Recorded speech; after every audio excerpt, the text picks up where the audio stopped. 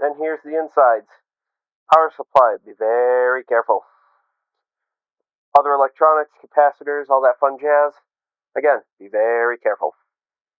Alright, I'm here by my 3D printer because the bed leveling has somehow gotten off. I don't know how this happened. I don't know. But anyway, I will try to get an overlay here and I will show you what I'm talking about. But the front right corner is at minus 0.7 millimeters, and the back left corner, opposite corner, is at 1.2. We're almost 2 millimeters different between sides. Opposite sides, the front left, back right, aren't that bad. Obviously, they are off a little bit because, well, it's off. I wiped the bed mesh, reran it, and, well, got nothing. So what we're going to do in this episode of the Print Layer Playhouse is go ahead and show you how you can manually fix that. This is kind of how Creality suggests you do it, but kind of not. So let's jump in.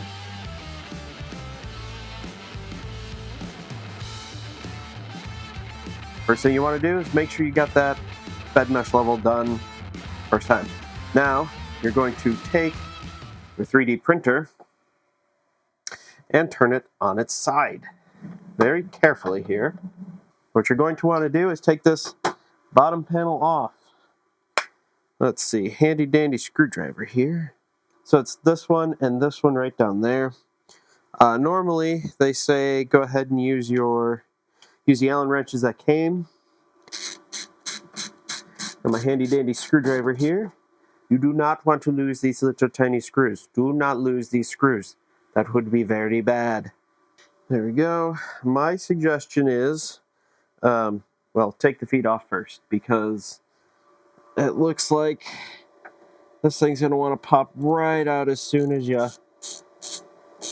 get the cover off here. So also give me a chance to take a look at the fans and see how difficult it would be to replace them with, say, something so much quieter. Because let's be honest here, people. These fans that come with the K1C, with this power supply, are loud. There we go. Be very, very careful. The fan is attached here.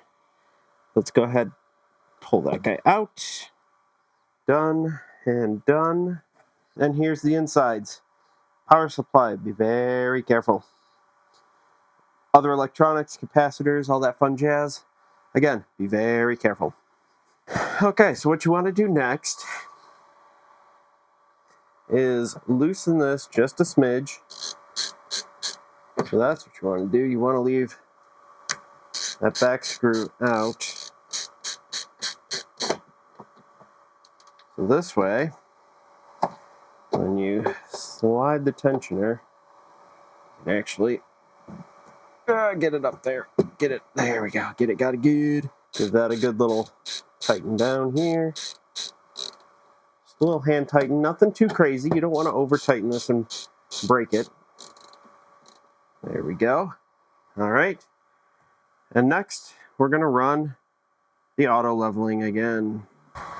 All right. So it's been more than a day of fighting with this machine. I spent a couple hours after I turned off this last video, a couple more hours fiddling with the tensioner and everything in here. Let me turn that so you can see it a little better. Fiddling and fighting with everything in there. And then I spent more time this morning fiddling with it. All said and done, probably 5-6 hours of fiddling with this tensioner and just going a little too far one way, a little too far another way. Just awful. Eventually, I got it to about where I was happy enough. And then, I found another video that made things so much easier. And I will show you exactly what to do.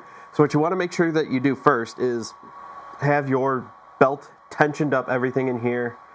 Both screws in tight, not overly tight. They're just, the standoffs that are behind this holding it in. They're just heat pressed, so just be very careful. Don't over tighten them.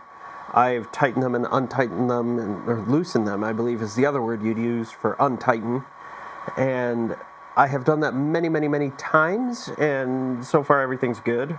We're not going to worry about that too much. So let's go ahead, get this thing buttoned back up, and I will show you the very super duper easy, awesome, magnificent way of finishing this up and getting it done the easy, the quick and dirty way, really. So let's go ahead and get this buttoned up. All right, the key here with putting the feet back on is they are kind of directional. They have a little cutout here, so just be cognizant of that. You just want to make sure you line that up into one of these corners. Easy peasy, lemon squeezy, Bob's your uncle, and we are back in business. Don't over tighten these either, because you don't want to screw up your feet, because then it's going to be hard to walk. Hey, the dad jokes. So the next thing we're going to do, we're going to open the door. The bed is fine right where it's at, right in the middle. You want to make sure it's kind of actually in the middle. So if you're all the way up at the top, bring it down. If you're all the way at the bottom, bring it back up. You want it somewhere in the middle. Now, what we're going to do is we're actually going to grab one of our screws. Doesn't matter, it matters which one is off. Right now, I've actually already leveled the bed, so I'm going to level and unlevel it and then run my bed mesh and do all that fun stuff again. But what you're going to do is you can turn it clockwise. You're going, well, I guess that would be backwards. Yep, clockwise to go up, counterclockwise to go down. So, not too bad. Look at a clock, look at the face of a clock. The numbers are going up, up. The numbers are going backwards, down. What you can do to avoid getting any marks on the screw teeth here is grab a piece of paper, fold it up, put it in your clamps right there, nice and easy. Grab at the bottom, because that is, the screw isn't gonna, the platform isn't gonna go that low on the screw. And also, like I said, if you're worried about teeth marks, grab a piece of paper, shove it in there. What you're going to do is go on, shove her in there, and grab tight. And what I'm going to try to capture here on my mic is the sound of the teeth skipping over the belt. There we go. Okay. All right, that pop that you may or may not have heard, because I realized I have noise canceling on, that is the sound you're looking for. And that is what we're going for right here. Everything should be good. Popped it back in, pop it back, get back on camera, and I'll get you going here and we'll see where we're at. All right, everything has been leveled. We're good. We're as good as we can get, at least. We have about a 0.31 variance all across the bed because everything is kind of a bowl shaped. Each corner is up about 0.3 of a millimeter from the middle. So we're going to try to fix that. That's another video. That's a whole modding system. There's some stuff over here that you might catch. Glass bed, a new sheet, lots of fun. But before we do that, let's get a benchy on this thing, see how we're performing. I put that filament back in, but let's go ahead and get that benchy up and rolling. Well, there we go. Our benchy is done. And it looks all right. There's a little bit of stringing. Let's see if I can bring this up here closer, see if it'll focus in. I don't think it will. It's going to try to focus on my face. Let me get out of the shot. It's hard to tell here, but there is a little bit of ghosting around those little portholes there, so we're going to try to take care of that. There is a little bit of ghosting around the door frames here as well. Details look pretty good. Other than a little bit of stringing, I'm not too concerned. I am going to try putting that bad boy on the ground. Don't worry, I know I've got long carpet, but I've got that brick that it's on, the paving stone, so I'm not too worried. So let's go ahead, move that to the ground, redo the input shaping, redo the mesh, and then redo the benchy and see what happens. Right down there, right on the ground. She looks purty down there. Now, I'm actually going to move it back a little bit because I'm afraid that someone might accidentally kick the LCD screen. Actually, I'll just move the whole stone back. hernia. Okay, and now we're going to go ahead and redo our self-check. Select everything and go. I'll come back in a little bit. And there we have it. Another benchy done.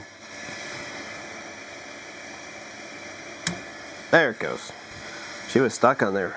Oh, hey, look.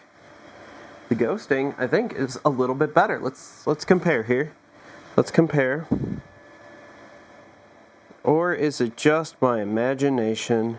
Nope, it is my imagination running away with me. There's not much of a difference between any of this other than potential run-to-run variance, and that is about it. So, good news, I can put this guy back up here, and I don't have to kill my back anymore. So, yeah, there you go. There's some fun stuff going on here.